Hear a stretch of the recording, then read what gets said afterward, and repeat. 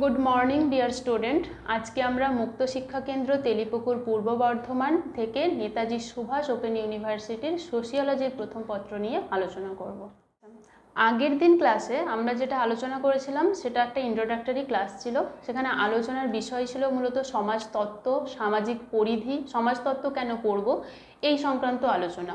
এবং সেইখানে আমরা যে বিষয়টা নিয়ে আলোচনা করেছিলাম সেটা হচ্ছে যে সমাজতত্ত্ব পাঠের বিভিন্ন পদ্ধতি। এই বিষয়টা নিয়ে আগের দিন খুব একটা ইলাবোরেটলি আলোচনা হয়নি, কিন্তু এটা আমাদের সিলেবাস কেন্দ্রিক এবং পরীক্ষার ক্ষেত্রেও খুব গুরুত্বপূর্ণ বলে এই জায়গাতে অন্তত দুটো পদ্ধতি যেগুলো খুব প্রিভিয়াস ইয়ারে এসেছে এবং খুব ইম্পর্টেন্ট, এই বিষয়গুলো নিয়ে একটু সামান্য প্রথমে আলোচনা করে দিচ্ছি।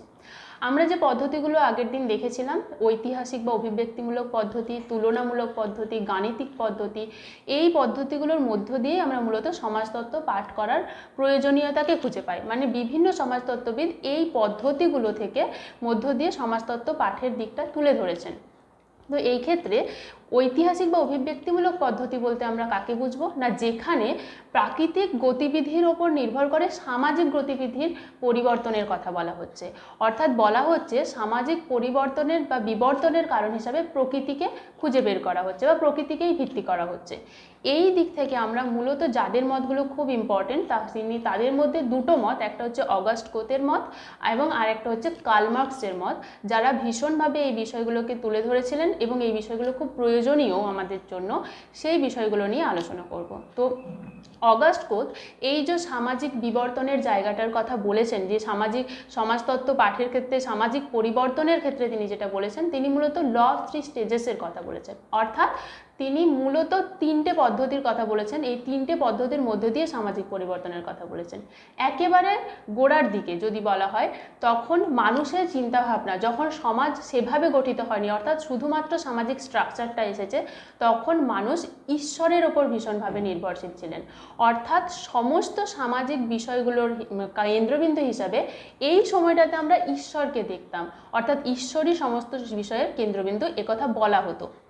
কিন্তু পরবর্তী ক্ষেত্রে সমাজের সাথে থাকতে থাকতে সামাজিক চিন্তাভাবনার ক্ষেত্রে আমরা দেখি যে মানুষ নিজেকে সমাজের সাথে রিলেট করতে গিয়ে শুধুমাত্র ঈশ্বর নয়, তারা আরও একটু প্র্যাকটিক্যাল বিষয়ের ওপর আসে। অর্থাৎ তারা প্রাকৃতিক শক্তির কথা বলে, অর্থাৎ তারা ন্যাচারাল পাওয়ারের বিষয়টাকে খুঁজে পায়। তারা বলে এই যে সামাজিক পরিবর্তন, এই যে সমাজের বিভিন্ন দিক, এগুলোর মধ্যে শুধুমাত্র যে ঈশ্বর একটা অ্যাজ ইট ইজ ধরে নিলাম একটা অবজেক্ট হিসাবে এবং তিনিই সমস্ত কিছু নিয়ন্ত্রক, এটা না ভেবে তারা বলেন একটা প্রাকৃতিক শক্তি রয়েছে। অর্থাৎ ঈশ্বরের বিষয়টা অনেকটা বলা যেতে পারে অচল, আর প্রাকৃতিক শক্তির বিষয়টা অনেকটা সচল। এইভাবে প্রাকৃতিক শক্তির মধ্যে দিয়ে তারা সামাজিক বিবর্তনের ধারাটাকে তুলে ধরেন।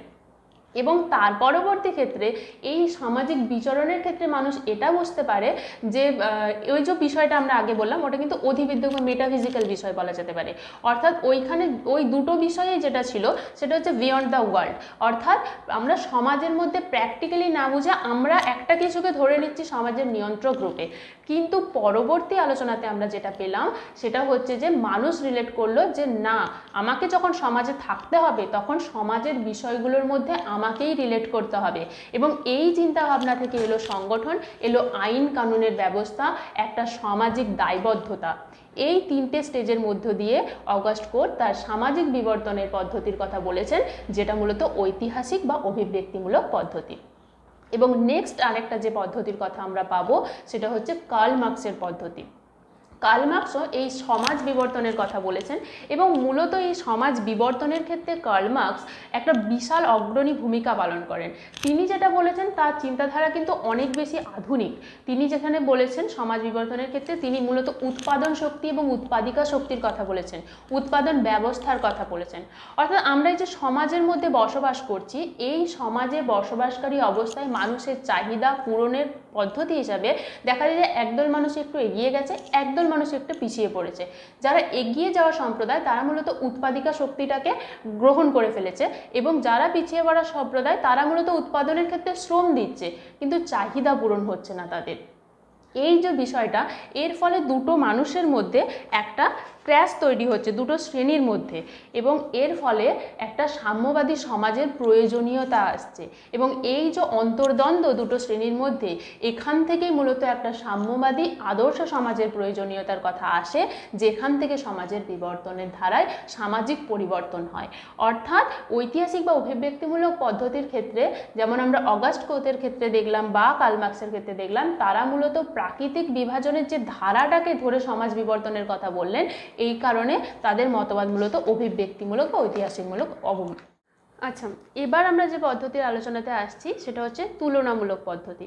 আমরা আগের দিনের আলোচনাতেই বলে দিয়েছিলাম যে তুলনামূলক পদ্ধতিটা মূলত ইনফরমেশনের উপর দাঁড়িয়ে থাকে। অর্থাৎ আমরা কিছু ইনফরমেশন কালেক্ট করব এবং সেগুলোর ভিত্তিতে আমরা তুলনা করে দেখব যে কোন পদ্ধতিতে আমরা সমাজকে বেশি ভালো বিশ্লেষণ করতে পারবো, এইটুকুই। তুলনামূলক পদ্ধতির মধ্যে আমরা যেটা পাবো সেটা হচ্ছে যে, যেমন আমরা এক্সাম্পল হিসেবে বলে দিতে পারি যে আমরা যদি সুইসাইডের কথা ধরে নিই, যে একটা সমীক্ষা করা হচ্ছে যে কোন শ্রেণীর মানুষের মধ্যে সুইসাইডের টেন্ডেন্সি বেশি।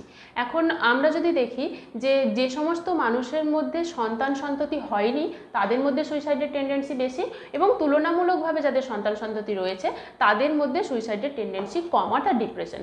আবার আমরা আনএমপ্লয়মেন্টের কথাতে আসতে পারি, যাদের মধ্যে আনএমপ্লয়মেন্টের ব্যাপারটা অনেক বেশি, যে সমাজের মধ্যে অর্থাৎ কাজের চাহিদা নেই, সেই জায়গাতে দেখা যেতে পারে যে ডিপ্রেশন থেকেই হোক বা যে কোনো কারণেই হোক, আর্থিক অসহায়তাতেই, যে সুইসাইডের টেন্ডেন্সি বেশি। কম টাকায় বেশি কাজ করার ক্ষেত্রে সুইসাইডের টেন্ডেন্সি বেশি।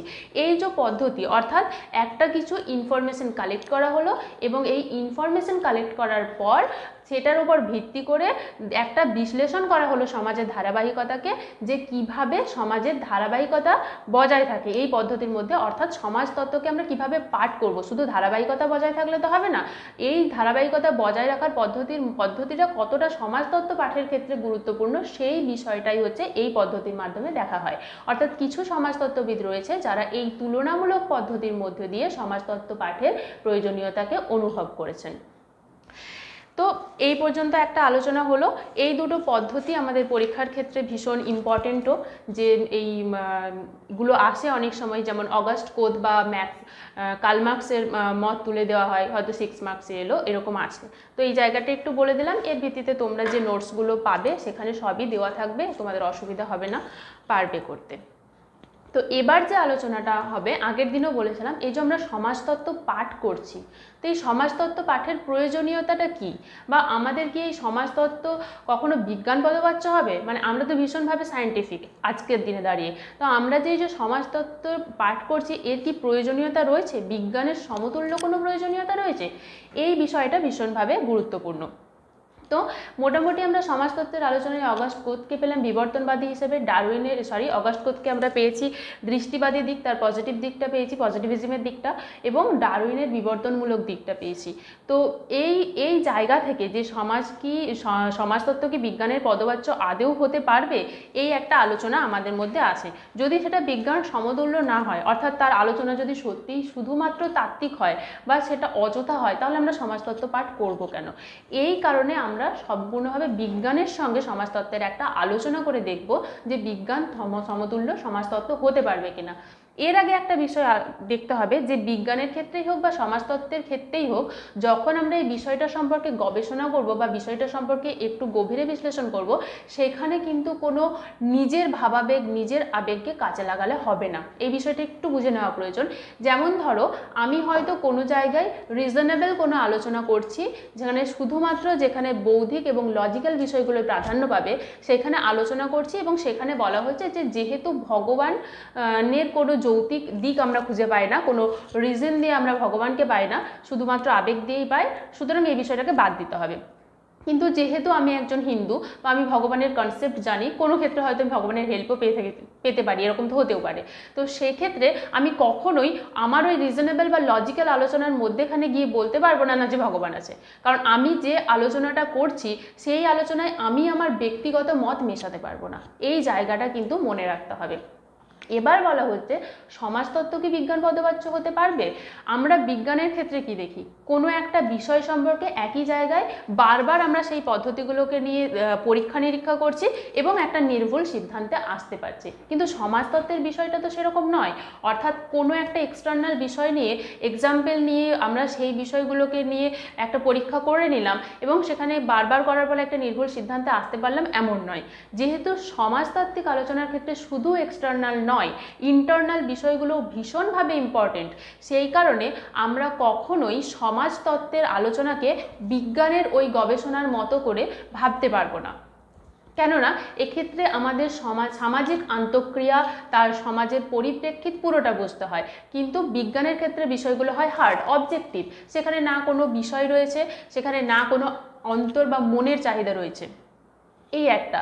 2 নম্বর হচ্ছে যে সমাজতত্ত্বের আলোচনা আমরা যখন করব, আমরা তো সমাজের আলোচনা করতে গিয়ে প্রথমেই সামাজিক জীব, আমাদের প্রথমেই কিছু দায়বদ্ধতা রয়েছে, সমাজ সম্পর্কে কিছু দায়বদ্ধতা রয়েছে, সমাজের কিছু বিধিনিষেধ রয়েছে, যেগুলোর বাইরে গিয়ে আমরা সমাজতত্ত্ব সম্পর্কে আলোচনা করতে পারবো না। অর্থাৎ সমাজের বাইরে গিয়ে আমি কিছু করতে পারবো না, যে সমাজে আমরা বাস করি তার একটা দায়বদ্ধতা রয়েছে। গবেষণার ক্ষেত্রে, বৈজ্ঞানিক গবেষণার ক্ষেত্রে কিন্তু সেরকম কোনো বিষয় নেই। তারা তাদের মতো করে টেস্ট করতে পারে, তাদের মতো করে পরীক্ষা করতে পারে। অর্থাৎ বৈজ্ঞানিক গবেষণার ক্ষেত্রে যেরকমভাবে গবেষণা করা হয়, সমাজের ক্ষেত্রে কিন্তু সেই ধরনের গবেষণা করা যায় না। অর্থাৎ এই দুটো এক্সাম্পল দিয়ে মোটামুটি বিষয়টা ক্লিয়ার করা যেতে পারে যে বিজ্ঞানের ক্ষেত্রে যেভাবে আলোচনা করা হয়, যে বিষয়গুলো আলোচনা করা হয়, সমাজের ক্ষেত্রে তার আলোচনার পদ্ধতি এবং বিষয় দুটোই আলাদা। এবং এই দুটো বিষয় নিয়ে যখন আমরা সমাজকে বিজ্ঞান পদবাচ্য বলবো, তখন এই বিষয়টা দেখতে হবে যে বিজ্ঞানের ধারাতে যে সমস্ত বিষয়গুলো আসে, সমাজতত্ত্বের ধারায় সেই বিষয়গুলো আসে না। কারণ সমাজের ক্ষেত্রে মন একটা বিরাট ভূমিকা পালন করে, অন্তরের ভাবাবেগ একটা বিরাট ভূমিকা পালন করে, সামাজিক চাহিদা একটা বিরাট ভূমিকা পালন করে। বিজ্ঞানের ক্ষেত্রে সেই বিষয়গুলো নেই। কিন্তু সমাজতাত্ত্বিক যে আলোচনা, সেই দৃষ্টিভঙ্গিটা কিন্তু বৈজ্ঞানিক। এখানেও আমরা বিজ্ঞানের মতো কিছু পদ্ধতি অনুসরণ করি। যেমন বলা যেতে পারে যে আমরা জনগণনার পদ্ধতি নিলাম, সেলসাস হলো, এই পদ্ধতিগুলো আমরা অনুসরণ করতে পারি। বৈজ্ঞানিক দৃষ্টিভঙ্গি থাকতে পারে, সেখান থেকে আমরা কুসংস্কারকে বাদ দিতে পারি। এই সমস্ত বিষয়গুলো আসতে পারে, সেখানে লজিক্যাল বিষয় আসতে পারে, রিজনেবল বিষয় আসতে পারে। কিন্তু বিজ্ঞানের পদ্ধতির সঙ্গে বা বৈজ্ঞানিক গবেষণার পদ্ধতির সঙ্গে কিন্তু সমাজতাত্ত্বিক গবেষণার পদ্ধতি মেলে না। অর্থাৎ আমরা যদি সমাজকে বিজ্ঞান পদবাচ্য, সমাজতত্ত্বকে বিজ্ঞান পদবাচ্য বলবো কিনা, বেটার বলা হবে, বলবো কিনা এই প্রশ্নে আসি, তাহলে আমরা বলতে পারি সমাজতত্ত্ব বিজ্ঞান সমগোত্রীয়, কিন্তু সমাজতত্ত্ব কখনোই বিজ্ঞান পদবাচ্য নয়, এই কথাটাই বলা যেতে পারে। সুতরাং এই বিষয়টা আশা করি তোমাদের কাছে পরিষ্কার যে সমাজতত্ত্বকে কি বিজ্ঞান পদবাচ্য বলা যাবে বা যাবে না। অর্থাৎ এই বিষয়টা পরিষ্কার হয়ে গেল যে সমাজতত্ত্ব বিজ্ঞান সমগোত্রীয়, অর্থাৎ বৈজ্ঞানিক দৃষ্টিভঙ্গি সমাজতত্ত্বের মধ্যে থাকলেও একেবারে বিজ্ঞানের সমতুল্য মানে সমগোত্রীয় সমাজতত্ত্ব নয়। আচ্ছা, এবার আমরা নেক্সট ক্লাসে যাই। এখন আমরা যে বিষয়টা নিয়ে আলোচনা করব সেটা হচ্ছে চ্যাপ্টার 3-তে সমাজতত্ত্বের ক্রমবিকাশ। এই চ্যাপ্টারের মধ্যে যে দুটো বিষয় ভীষণ ইম্পর্টেন্ট, সেই দুটো বিষয় হচ্ছে শিল্প বিপ্লব আর ফরাসি বিপ্লব। কিন্তু আমরা এই শিল্প বিপ্লব আর ফরাসি বিপ্লবের আঙ্গিকে আসার আগের বিষয়টা আমাদেরকে জানতে হবে, যেটা আমি আগের ক্লাসে ভীষণভাবে আলোচনাও করে দিলাম। সেটা হচ্ছে যে এই যে সমাজের পরিবর্তন বা বিবর্তনের ধারা, সেখান থেকেই তো আমরা শিল্প বিপ্লবের মধ্যে এলাম। অর্থাৎ সামাজিক পরিবর্তনের ধারার মধ্যে একটা ধারাবাহিকতা রয়েছে, সেই ধারাবাহিকতাকে কেন্দ্র করেই সমাজের পরিবর্তন হচ্ছে।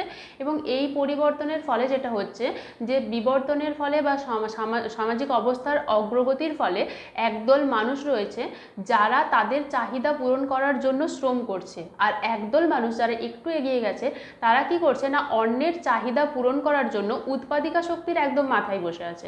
অর্থাৎ একদল উৎপাদনের জন্য শ্রম করছে আর একজন উৎপাদন করাচ্ছে। এই একটা বিষয়, এইখান থেকেই মূলত শিল্প বিপ্লবের সূচনাটা হয়েছিল। শিল্প বিপ্লব প্রথম দেখা গিয়েছিল ইউরোপে, বলা যেতে পারে ইংল্যান্ডেই প্রথম শিল্প বিপ্লবের শুরু হয়েছিল। কিন্তু আমাদেরকে এখন যেটা জানতে হবে সেটা হচ্ছে শিল্প বিপ্লব কেন শুরু হয়েছিল বা শিল্প বিপ্লবের পুরো আঙ্গিকটা না, যেটা জানতে হবে সেটা হচ্ছে শিল্প বিপ্লবের ফলে আমাদের সমাজে কি প্রভাব পড়েছিল। হঠাৎ শিল্প বিপ্লবের ফলে যেটা দেখা গেল যে মানুষের একদল মানুষ যারা তাদের চাহিদা পূরণ করার জন্য উৎপাদিকা শক্তিকে কাজে লাগিয়ে তাদের শ্রম দ্বারা উৎপাদিকা শক্তিকে আরও এগিয়ে নিয়ে যেতে থাকলো, আর একদল যেটা করলো সেখান থেকে মুনাফা অর্জন করতে থাকলো। এবং বিশ্ববাজারে এই শিল্প বিপ্লবের ফলে একটা বিশাল চাহিদা তৈরি হওয়ায় একদলের কাছে এটা সুবিধা অসুবিধা হলো, তারা শ্রমটাকে কাজে লাগালো, কিন্তু প্রয়োজনীয়তার অনুসারে যেটা সমস্যা দেখা দিল সেটা হচ্ছে যে গ্রাম থেকে প্রচুর মানুষজন এই উৎপাদন সম্পর্কে শক্তিকে চালিত করার জন্যই হোক বা প্রয়োজন মেটানোর জন্য শ্রম বিতরণের জন্য গ্রাম থেকে একদল মানুষ শহরে এলো। কিন্তু ব্যাপারটা হচ্ছে যে এত মানুষ গ্রাম থেকে শহরে আসায় একটা কনজেস্টেড জায়গার মধ্যে মানুষজনকে থাকতে হলো এবং শ্রমের পরিবর্তে তারা কিন্তু ঠিকঠাক পারিশ্রমিকও পেল না। এই বিষয়টার ফলে একটা সমাজে বিরাট চিন্তার স্তরে দেখা গেল যে সমাজে কি পরিবর্তন আসলো। সমাজে আসল যে পরিবর্তন আসলো সেটা হচ্ছে যে আর্থসামাজিক অবস্থার একটা অবনতি এবং একই সাথে উন্নতি। অর্থাৎ যারা উৎপাদিকা শক্তিকে চালিত করছে তারা অ্যাকচুয়ালি শ্রমটা যারা দিচ্ছে তারা যত পরিমাণ শ্রম দিচ্ছে সেই পরিমাণ কিন্তু পারিশ্রমিক পাচ্ছে না। অন্যদিকে যারা কম টাকার মাধ্যমে শ্রমটা কিনছে তারা কিন্তু অনেক বেশি লাভবান হচ্ছে। ফলে সমাজে একটা পরিবর্তন এলো, গ্রামের যে একটা স্বয়ং স্বনির্ভর কাঠামো সেটা ভেঙে গেল এবং শহরে গিয়ে তৈরি হলো একটা ঘিঞ্জি পরিবেশ। এবং এর ফলে সামাজিক স্তরে যেটা হলো একটা একেবারে উন্নতি স্তর এবং একটা একেবারে অবনতি স্তর দেখা গেল। এটাই হচ্ছে শিল্প বিপ্লবের মূল আঙ্গিক, যেটা আমাদের এই সিলেবাস কেন্দ্রিকভাবে বুঝতে হবে। অর্থাৎ শিল্প বিপ্লবের ফলে সমাজে কী ধরনের পরিবর্তন এসেছিল এটা আমাদের মূল আলোচনার বিষয়। এবং এই শিল্প বিপ্লবের পরে যে ফরাসি বিপ্লব, এই ফরাসি বিপ্লবকেও বলা যেতে পারে এটা মূলত কিন্তু শিল্প বিপ্লবেরই ফল বা ভিত্তি।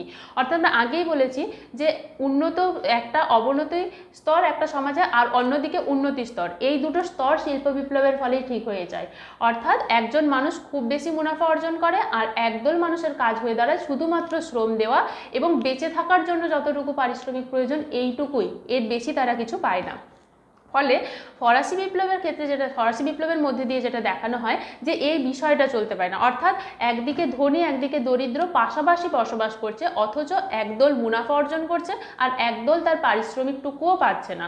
এবং এই শিল্প বিপ্লবের সময় যেটা ধরে নেওয়া হয়েছিল সেটা হচ্ছে যে এটা ভাগ্যের একটা বিড়ম্বনা বা ঈশ্বরই এই বিষয়টাকে পরিচালিত করে যে কারা গরিব হবে বা কারা ধনী হবে, এই বিষয়টাকে ধরে নেওয়া হয়েছিল। কিন্তু ফরাসি বিপ্লবে বিভিন্ন সমাজতত্ত্ববিদ দেখালেন যে এটা একটা অসাম্য, অর্থাৎ একটা সাম্যের একটা মৈত্রীর সমাজ আমাদের প্রয়োজন।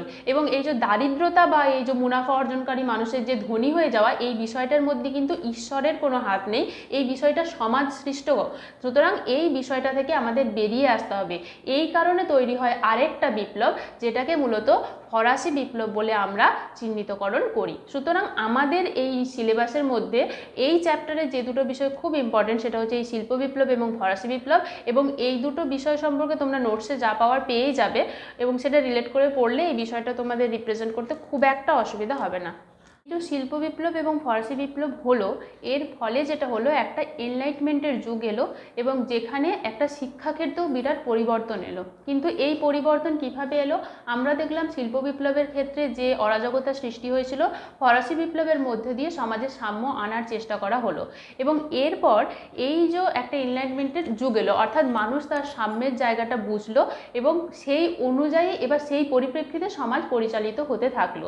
এবং এক্ষেত্রে একটা পেশাদারি বিষয় এলো। কিন্তু এক্ষেত্রে সমাজতত্ত্বের প্রয়োজনীয়তা কোথায়? অর্থাৎ এই যে ফরাসি বিপ্লব এবং শিল্প বিপ্লবের ফলে তো সমাজে একটা পরিবর্তন এলো, অর্থাৎ সমাজের এই দিকটা, এই বিষয়গুলোকে তুলে ধরার জন্য কিছু সমাজতত্ত্ববিদ মনে করলেন যে এই বিষয়গুলো নিয়ে আমাদের অবগত হওয়া প্রয়োজন এবং এই জন্য একটা প্রয়োজন হচ্ছে প্রতিষ্ঠানের, অর্থাৎ একটা প্রতিষ্ঠান যার মধ্যে দিয়ে এই সমাজতত্ত্বের দিকগুলো পরিবর্তিত হবে। অর্থাৎ এক্ষেত্রেও কিন্তু একটা পেশাগত দিক আসছে এবং এই কারণে আমরা দেখি যে বিভিন্ন সমাজতত্ত্ববিদ যেটা করলেন যে প্রাথমিক দিক থেকে কিছু শিক্ষাকে একেবারে কম্পালসারি করে দিলেন যে এই বিষয়গুলোকে তাদেরকে পড়তে হবে এবং শুধুমাত্র পড়লেই হবে না, এই বিষয়গুলো সম্পর্কে প্র্যাকটিক্যালভাবে নলেজ থাকতে হবে প্রত্যেকটা মানুষের মধ্যে। এই কারণে কিছু মানুষের ক্ষেত্রে এই বিষয়গুলোকে এই বিষয়টা পড়ানোর ক্ষেত্রে কম্পালসারি করলেন এবং বিভিন্ন বিশ্ববিদ্যালয় বা মহাবিদ্যালয়গুলোতে এই সমাজতত্ত্বের দিকগুলো আলোচনা করার চেষ্টা করলেন। এবং এই ক্ষেত্রে আমরা যাদের মত মূলত পাবো তিনি হলেন হেগেল, তারপর ম্যাক্স মুলার, স্কোপেনহাওয়ার, এরা রয়েছে। এরা মূলত সমাজতত্ত্বের এই দিকটা সম্পর্কে আলোচনা করেছেন এবং এই সমাজতত্ত্বের দিকটার ফলে শিক্ষাক্ষেত্রে যে পরিবর্তনের দিকটা এসছে, শিক্ষায় যে বৈপ্লবিক পরিবর্তন এসছে সেই বিষয়টা সম্পর্কে আলোচনা করেছেন। শিক্ষাক্ষেত্রে এই বৈপ্লবিক পরিবর্তনের ক্ষেত্রে যেটা আমরা দেখলাম সেটা হচ্ছে, যেহেতু সমাজতত্ত্বকে শিক্ষা প্রতিষ্ঠানের মধ্য দিয়ে প্রত্যেক ব্যক্তির মধ্যে তুলে ধরার চেষ্টা করা হয়েছে, সুতরাং যখন বিশ্ববিদ্যালয় বা বিভিন্ন জায়গায় এই সমাজতত্ত্বকে একটা সাবজেক্ট হিসেবে পড়ানোর ব্যবস্থা করা হচ্ছে, অর্থাৎ সেক্ষেত্রে কিন্তু পেশাদারিত্বও বাড়ছে, কম্পিটিশন বাড়ছে, অর্থাৎ কারা এই সমাজতত্ত্বটা পড়াবে এই বিষয়গুলো কিন্তু উঠে আসছে। অর্থাৎ আমরা যেটা দেখলাম যে এই সমাজতত্ত্ব সমাজের আর্থ সামাজিক দিকেও কিন্তু ভীষণভাবে গুরুত্বপূর্ণ হয়ে উঠেছে। আচ্ছা, এই যে আমরা সমাজতত্ত্ব সম্পর্কে আলোচনা করছি, এই সমাজতত্ত্বের আলোচনার যে সূচনা বা বিকাশ ভারতবর্ষে কখন হয়েছিল এটাও আমাদের পাঠ্যের মধ্যে যেহেতু রয়েছে, তাই এই বিষয়টা সম্পর্কেও একটু আলোচনা করার প্রয়োজন। আসলে একটা সময় গিয়ে যখন ভারতবর্ষের প্রত্যেক মানুষজনই বলা যেতে পারে ভীষণভাবে সনাতনপন্থী, তারা চেয়েছিলেন যে তাদের ভাষা সংস্কৃতি তাদের আচার আচরণকেই ধরে রাখতে। যখন আমাদের দেশে ইংরেজ শাসনও প্রচলন হয়েছিল, ইংরেজ শাসন চলছে রানিং, এমন সময়েও কিন্তু কিছু সনাতনপন্থী মানুষ ভারতবর্ষের যে সংস্কার, যে সনাতনপন্থী মতবাদ, যে আচার আচরণ সেটাকেই ধরে রাখার চেষ্টা করেছিলেন। কিন্তু পরবর্তীকালে কিছু সমাজতত্ত্ববিদ রয়েছেন যারা ভারতের সামাজিক পরিবর্তনের জন্য এই সমাজতত্ত্বকে তুলে ধরার চেষ্টা করেছেন, এবং সেই পর্যায়ে আলোচনা করতে গিয়ে আমরা দেখছি যে আমরা মূলত তিনটে পর্যায় পাই এই সমাজতাত্ত্বিক আলোচনা যে ভারতবর্ষের সূচনা হয়েছিল সেই দিকে। একটা হচ্ছে 1773 থেকে একদম 1900 সাল পর্যন্ত, যেই সময়টা মূলত এই আলোচনাটা ছিল প্রথম পর্যায়ের আলোচনা, যেখানে বিষয়গুলো আলোচনা করা হতো ওই শুধুমাত্র সামাজিক পরিপ্রেক্ষিতেই, অর্থাৎ সমাজের মানুষজন তাদের স্বাভাবিক কিছু চাহিদা, এই বিষয়গুলো, তাদের সম্পর্ক, আন্তঃসামাজিক সম্পর্ক, এগুলো সম্পর্কে। এবং সেকেন্ড যে স্টেজটা সেটা হচ্ছে 1901 থেকে মূলত 1950 সাল পর্যন্ত, যে সময়টা আলোচনার মধ্যে শুধুমাত্র যে সামাজিক দিকগুলোই ছিল তা নয়, সেখানে অর্থনৈতিক অবস্থার ক্ষেত্রে যে পেশাদারিত্ব, এই বিষয়টা আমরা সেকেন্ড স্টেজের আলোচনাতে পাচ্ছি। এবং থার্ড স্টেজের আলোচনাটা মূলত স্বাধীনতার পরবর্তীকালের আলোচনা। এই যে থার্ড স্টেজের আলোচনা, এটা আমাদের ভীষণ পরীক্ষার ক্ষেত্রে প্রয়োজন। এই জায়গাটা হচ্ছে যে স্বাধীনতার পরবর্তী যুগের যে আলোচনা, সেখানে মূলত সমাজতত্ত্বকে একটা তত্ত্ব হিসেবে প্রতিষ্ঠা করা হয়, একটা সাবজেক্ট হিসেবে দেখা হয়, এবং সেক্ষেত্রে আমরা বিভিন্ন ফেডারেশন, বিভিন্ন স্ট্রাকচার, কালচার এগুলো দেখতে পাই। দেখি যে আরপিসি, রিসার্চ প্রোগ্রাম কাউন্সিল গঠন করা হয়েছে, আইসিএসআর গঠন করা হয়েছে, যাতে আমরা সমাজতত্ত্বের বিষয়গুলোকে মানুষের কাছে আরও অনেক বেশি সুসংবদ্ধভাবে উপস্থাপন করতে পারি। আমরা দেখি যে এই সময় একটা স্ট্রাকচার গঠন করা হচ্ছে, ফাংশনাল স্ট্রাকচার মেথড, যেখানে সমাজের আর্থসামাজিক দিক, তারপরে সামাজিক মানুষের চাহিদা, সমাজের আরও বিভিন্ন দিক যেগুলো আমাদের ভীষণভাবে প্রয়োজন, সেই বিষয়গুলোকে তুলে ধরা হচ্ছে। এক্সাম্পল বলা যেতে পারে যে যখন এগুলো প্রতিষ্ঠা হয়েছিল তখন হয়তো আমরা এতটা উন্নত হয়নি, কিন্তু আজকের দিনে এই স্ট্রাকচারগুলোই, এই সামাজিক যে সংস্থাগুলো রয়েছে তাদের প্রেক্ষিতেই কিন্তু আমরা অনেক বেশি উন্নততর হয়েছি। যেমন আমরা ট্রান্সজেন্ডারের বিষয়টাতে আসতে পেরেছি শুধুমাত্র এদের জন্যই, কারণ একটা সময় গিয়ে আমরা যখন মনে করতাম যে ট্রান্সজেন্ডার হয়তো মানুষ হিসাবেই গণ্য নয়, তারা কি স্কুলে পড়বে বা কলেজে যেতে পারে এই ধারণাটাই ছিল না, কিন্তু পরবর্তীকালে আমরা দেখি যে এই ট্রান্সজেন্ডাররাই কিন্তু সমাজে একটা বিরাট ভূমিকাও পালন করছে আজকের দিনে দাঁড়িয়ে। সুতরাং স্বাধীনতার পরবর্তী যে জায়গাটা, সেই জায়গাটাতে গিয়ে আমরা সমাজতত্ত্বের যে দিকটা পাচ্ছি সেই দিকটা কিন্তু অনেক বেশি প্র্যাকটিক্যাল, অনেক বেশি আমাদের সঙ্গে আরও আঙ্গাঙ্গিকভাবে জড়িত। এই জায়গাগুলো আলোচনা করতে গিয়ে আমরা যাদের মতবাদ বিশেষ করে পাই তিনি হচ্ছেন এম.এন. শ্রীনিবাস। আমরা শরৎচন্দ্রের কথাও পেতে পারি যদি আমরা আরও আগের দিকে যাই। তো এনাদের মধ্য দিয়ে আমরা যে এই পরবর্তী স্টেজগুলো পাচ্ছি সোশিওলজির ক্ষেত্রে, এক্ষেত্রে একটা কথা খুব বলে রাখা দরকার যে অগাস্ট কোত প্রথম কিন্তু এই সোশিওলজি কথাটা ইউজ করেছিলেন, অর্থাৎ সোশ্যাল সায়েন্সের বিষয়টা অগাস্ট কোতের হাত ধরে এসেছিল। সেটা ওয়েস্টার্ন কালচারে, কিন্তু ইন্ডিয়ান কালচারের মধ্যেও আমরা আরও অনেককে পাচ্ছি যারা মূলত এই বিষয়গুলো সম্পর্কে অনেক বেশি অবগত এবং এই বিষয়গুলোর জন্য সমাজতত্ত্বকে সামাজিকভাবে পরিবেশন করার জন্য বা সমাজের কাছে তুলে ধরার জন্য বিভিন্ন ফেডারেশন, বিভিন্ন সংস্থা গঠন করে এবং সমাজের বিভিন্ন দিককে সেখানে তুলে ধরে সমাজের আর্থসামাজিকভাবে পিছিয়ে পড়া মানুষ থেকে শুরু করে বিভিন্ন পিছিয়ে পড়া মানুষকে তুলে ধরার চেষ্টা করে। এবং এই আলোচনাগুলো মূলত আমরা সমাজতত্ত্বের যে আমরা তিনটে ভারতীয় পর্বের সূচনা, ভারতীয় সমাজতত্ত্বের যে সূচনা পর্ব বা বিকাশের পর্বে পায়, তার মধ্যে এই স্বাধীনতার পরবর্তী যে আলোচনা, এটা আমাদের ক্ষেত্রে ভীষণভাবে ইম্পর্টেন্ট এবং এই বিষয়টাই আমরা এই ক্লাসের মধ্যে দেখানোর চেষ্টা করলাম। তো এই জায়গাটা একটু তোমরা নোটসের মধ্যে পড়ো, পেয়ে যাবে সবটাই, অসুবিধা হবে না। তোমরা একটু রিলেট করে পড়ার চেষ্টা করো, তাহলে এই বিষয়টা তোমরা বুঝতে পারবে খুব ভালো করে।